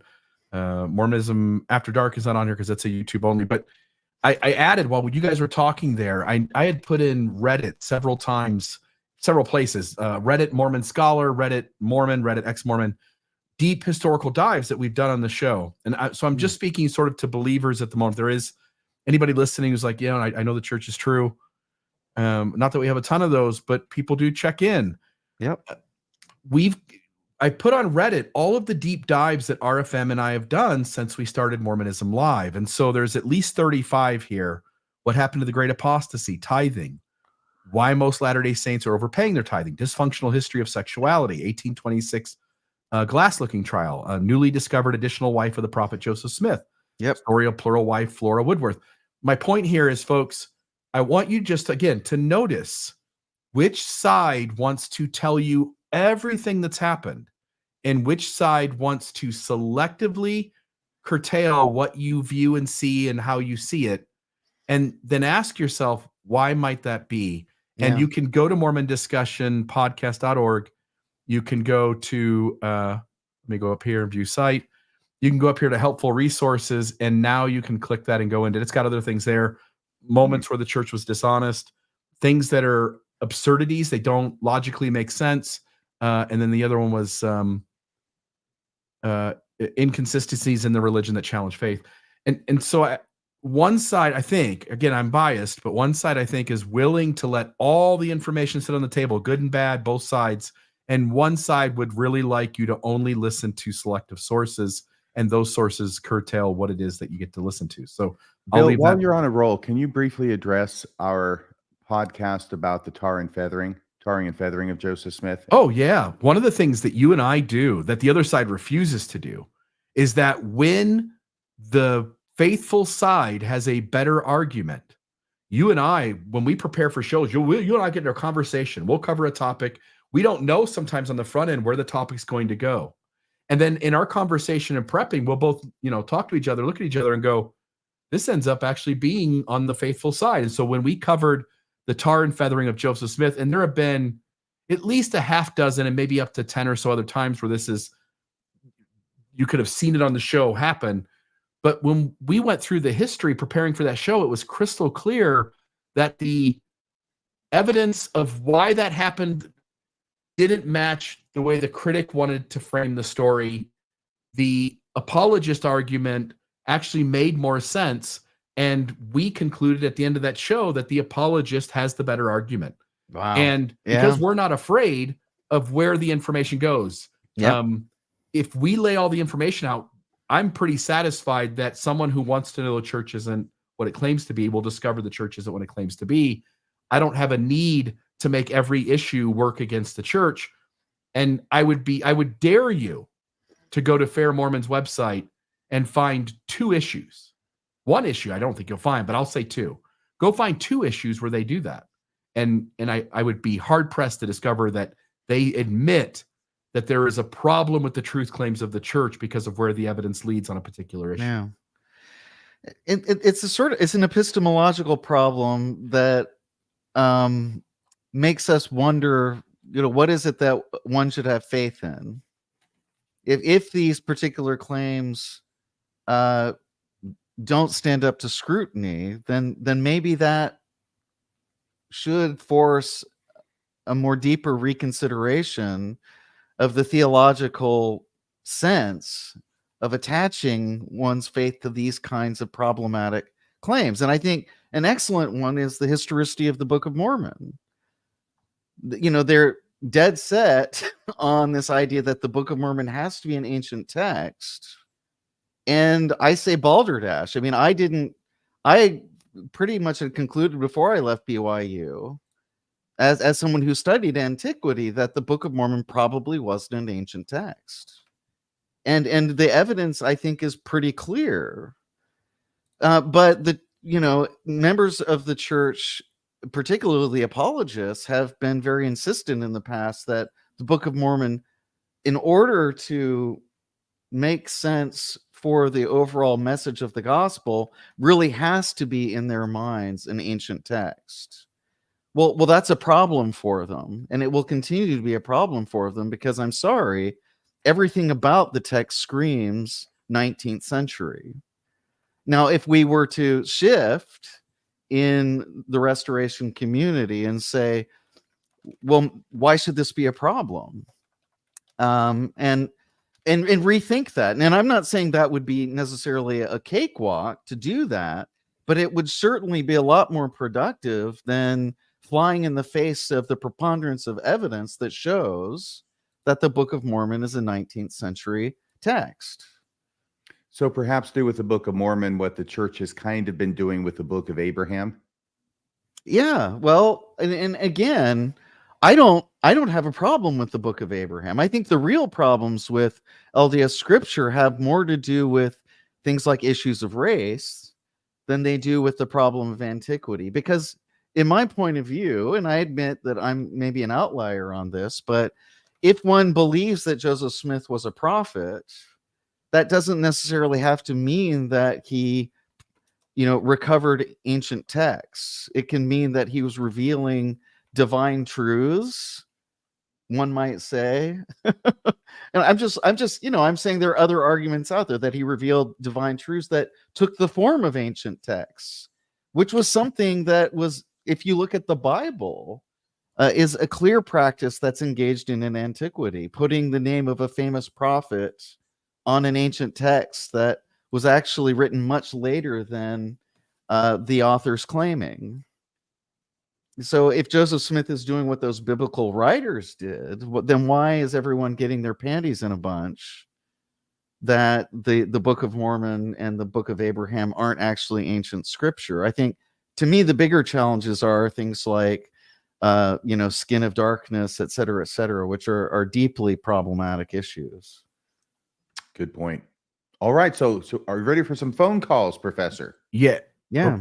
Okay, so all I'm seeing as of right at this moment, by the way, phone lines are open, folks, 662-667-6667. By the way, Kish, I don't know if you had the chance to see the comments as they were coming in. Sorry, I put some up on the screen, but I think in the very beginning, folks were sort of not really sure of who all these actors on the stage are. Yeah. But by the time like a third of the show we got through, lots of positive comments that people really enjoyed the conversation. You are really articulate and very good at carrying a conversation. And so I kudos to you for both your intelligence, which you're born with, but the information and education that you filled your mind with, which demonstrated itself in a way. Thank you guys for having an awesome show and being generous enough to invite a Yahoo like me on it. I really appreciate it. Yeah. But we do have, there's one call coming in right now, but we do have the backyard professor, Carrie Schertz, which, by the way, folks, just as sort of a rubber meets the road example, Carrie Schertz was one of the founders of Fair Mormon. Yeah.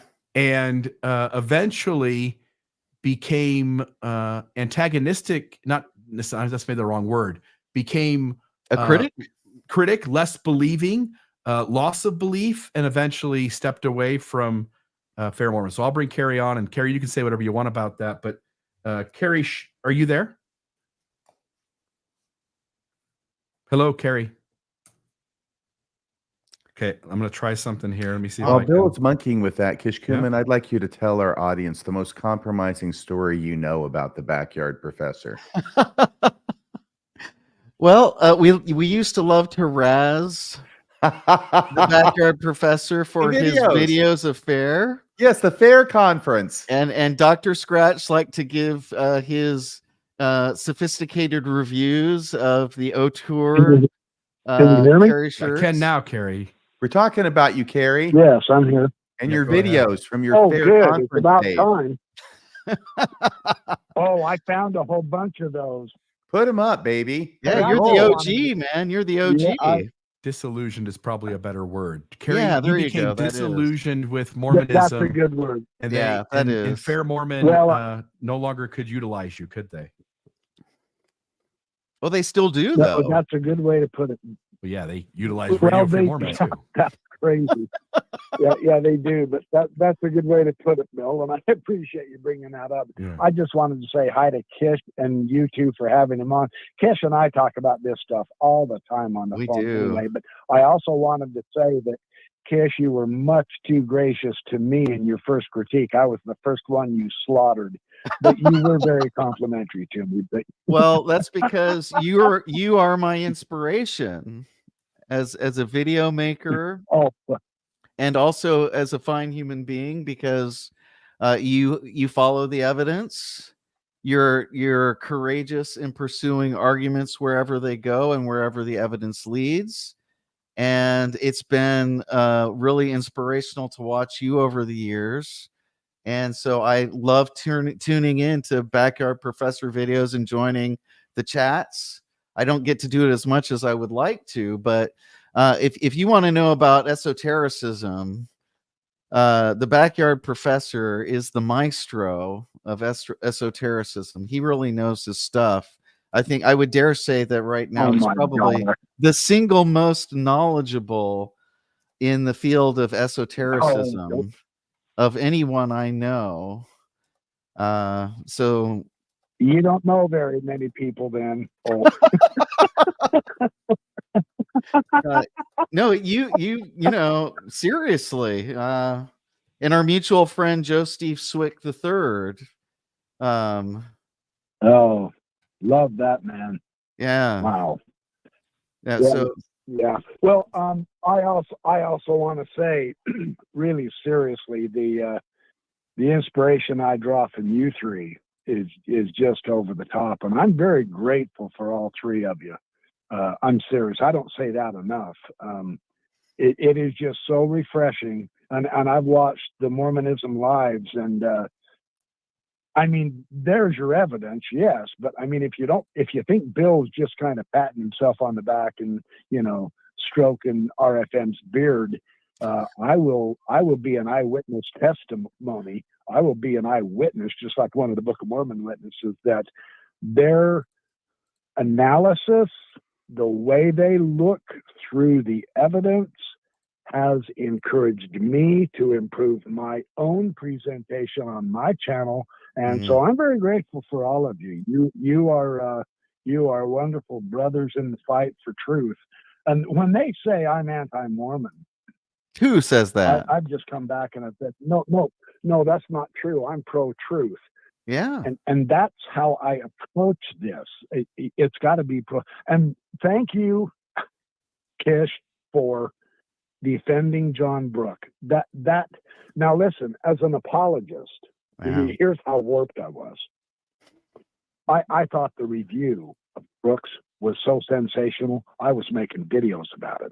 Now I'm going to go through my old apologist videos, and I'm going to do BYP responds to myself, my old apologetic self, and I'm going to kick my own ass. Well, I want to see those videos. I missed those. I want to see what you had to say at the time. Yeah, I do too. I just found them all. I've got over 1,000 of them, man. Talk about an excited yo-yo. Wow. But not 1,000 on John Brooke, I hope. And thanks for doing what you do.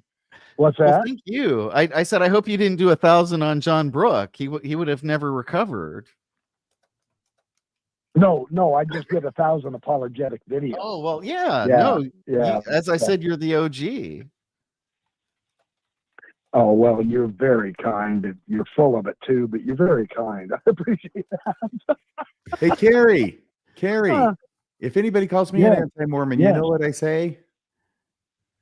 I'm not an anti-Mormon. President Nelson is an anti-Mormon. There you go. No, that's true. Oh, that's true. He's explicitly anti-Mormon. That's why you are the GOAT. I wish I'd have come up with that. I'm going to put that on a T-shirt and wear it on my show and give you the credit, RFM. That's a good idea. You guys should get a T-shirt company going. So, Carrie, thank you. So, hey, Bill, anyway, so if anybody else waiting behind Mormonism Live is this. One more. Huh? I'm sorry, Carrie. I should just private text this to Bill. You keep going. I'm going to private text Bill. All right, fam. Okay, well, I was just getting ready to say I'm going to toot my own horn. If Bill and RFM are the second, Mormonism Live are the second, then I'm the third behind them. So, but we're all here for you, Kish. I will say, go look at Kish's podcasts. They are fun. He's just casual and cool. That it's wonderful. And I say that as a brother and friend. We have many more phone calls to make. So I got to go. There's other callers. thanks for all you guys do. You're very inspirational, and let's just keep right on trucking, man. Yeah. Thanks for calling in. Talk to you later. All right. Next. Do you know the person? What was that person? That last comment you put up there? It's from Coffee Somebody. I know the name of your podcast is Coffee with Kish, and there's someone else who I haven't seen before who has in their screen name the word coffee, who's just over the moon about you. And I was wondering if you know this person. Oh my goodness, that's I'm wondering exciting. if maybe you're married to this person. That was it. Cheerful Coffee. They love you. Okay. Sweet. I like that. That's great. So the coffee here may just be a coincidence and not a evidence that the Book of Mormon is true. I think this was the comment from them, though, that you were speaking of. Oh, wow. That's wonderful. Well, thank you, Cheerful Coffee. I appreciate the encouragement. Yeah, these guys really know how to make a good show and bring the best out of their guests. Bring the best guests. That's what you were going to say. All right. Next call is, I think, maybe a Jason. So, Jason, are you there? Yeah. Can you hear me? I can hear you. You're on Mormonism Live. All right. Great. Hey, I just want to congratulate Kishkumen. I have posted on Mormon discussions, and I like his comments, and I like his show. I've seen Coffee with Kish a bunch. It's an amazing show. I want it. You guys need to put it on your platform.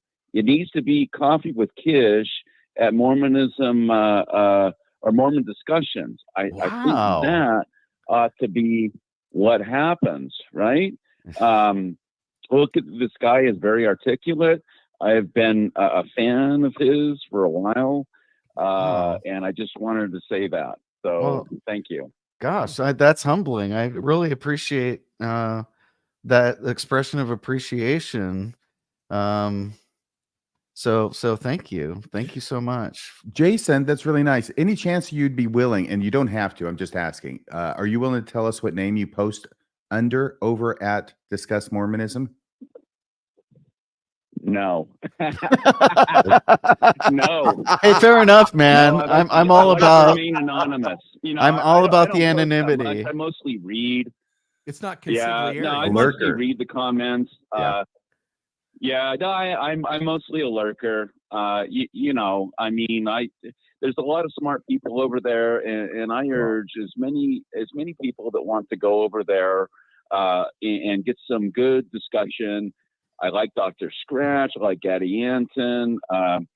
If you want to learn about Mormonism and really a nuanced view of it, you need to go over to that board. It's an amazing board.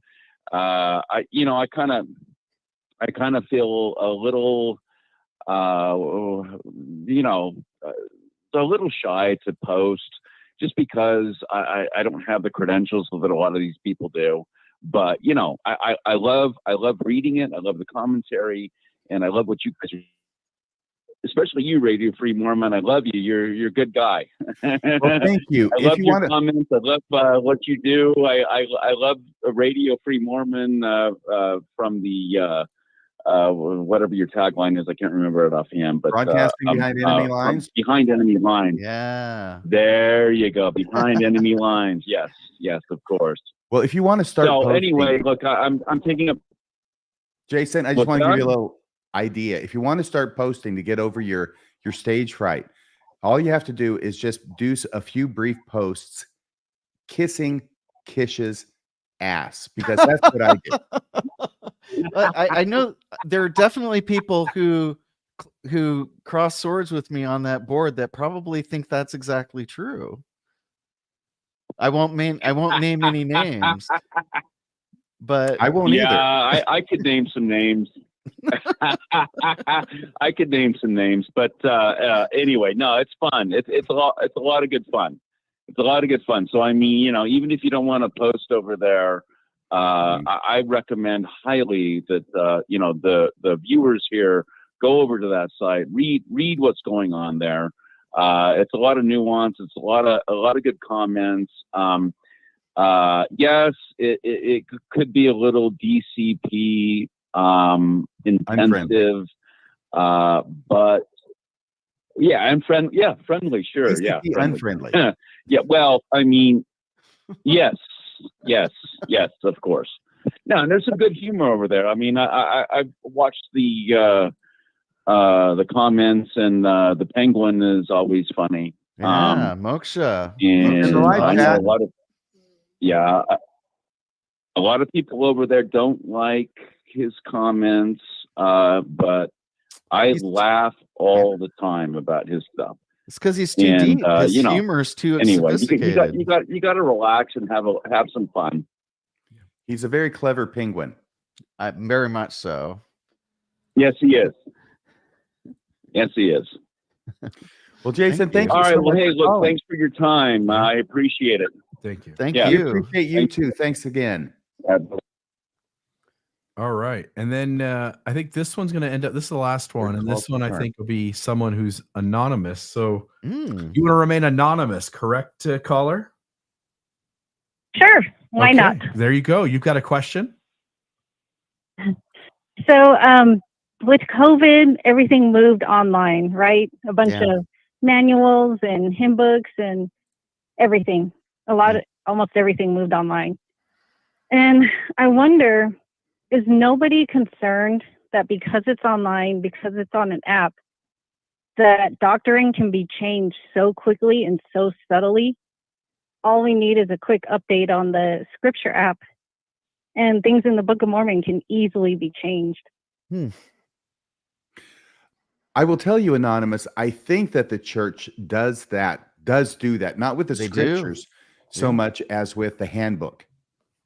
And conference talks. And conference talks. Yeah. And it is very easy to do it. What I am heartened by is that there appears to be an army of people with their eyes riveted on this, such that when they change things, it generally comes up in the public discourse. Of course, I couldn't say that it always comes up, because if they don't catch it, it wouldn't come up, right? Yeah. But frequently it does come up, and I'm always amazed at how many people are watching so closely. Especially since it's a few clicks away, and there are subtle changes that can happen on the church website, or, I mean, just little things, just changing wording instead of, I don't know, wine to water. I mean, those are little subtle changes. Unless you really, really memorize the scripture or a talk, you probably wouldn't catch that. Makes you wonder what the eternal gospel is. My father's in IT, and that's pretty scary how easily the church can go in and change that stuff. Yeah. Well, as somebody used to say in a certain Mormon ceremony, that is the beauty of it. I don't know if you're old enough to know what I'm talking about, Anonymous. You have to have gone to the temple before 1990. I'm 38, so yeah. Then probably not. Because all of us get like a request to update, like with YouTube or our chat on our phone, and every once in a while the church will do that, put out a request for an update for the church app. It's just scary how easily that can be changed, and I'm surprised nobody has complained or brought that up. Because complaining is stigmatized. Complainers are marginalized, and you have this immediate sense that it's best to keep your mouth shut. And when you're in the church, you're so inured to that you don't even see anything sinister about it.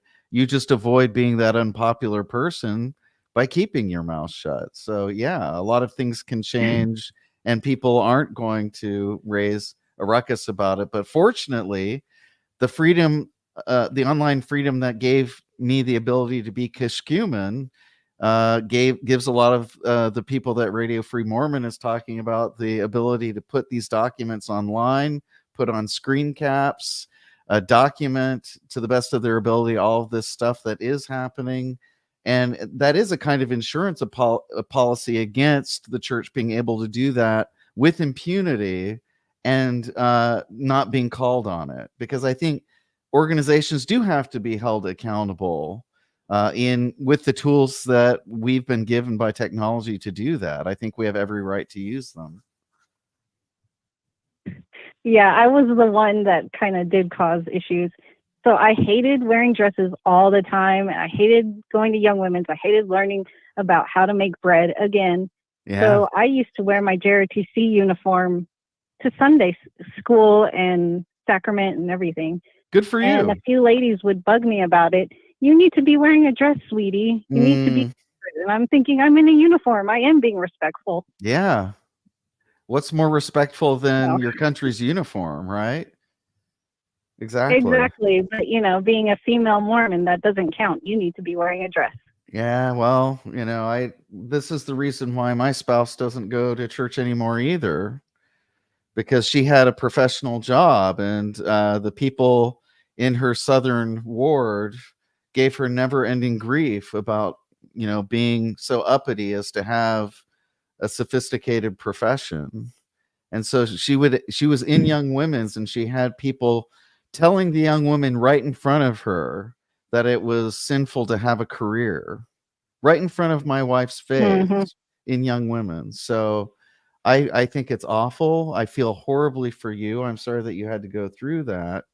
And I don't think that there's an easy answer to that. Why should you be expected to be endlessly charitable when people are unkind to you reflexively? That's like their first instinct is to make you feel ashamed. Why should you put up with that? I don't think you need to. The reason we are supposed to put up Yeah, with and it I always thought I'm that. sorry. Oh, I was just going to say the reason that we put And I up always with it thought is that, because you we are know, taught- the we're people taught- would be happy that we're at least in the pews. Yeah, and I think there are some wards out there that are like that. I found that going to inner city wards, you generally had that more open and welcoming atmosphere. It was in the, you know, the upper middle class wards in the suburbs where everybody was competing to be the most righteous appearing member of the church and trying to make everybody else feel like they didn't measure up. But unfortunately, we can't all go to those inner city wards. We go to the ward where we happen to be living, and so many of them. In this case, my wife was going to a ward in the South, in the United States, where you have people, you know, being converted out of conservative, pardon me, evangelical religion, and they're finding Mormonism because it's more conservative, and they love to use that, you know, sort of nannying posture to beat up on other people, and I think it's horrible, and you know, the church needs to do a better job at making its wards welcome places for everybody. And you know, a JROTC uniform needs to be something that's worn with pride by women in an LDS ward, not something that they should feel ashamed or have others try to make them feel ashamed when they wear it.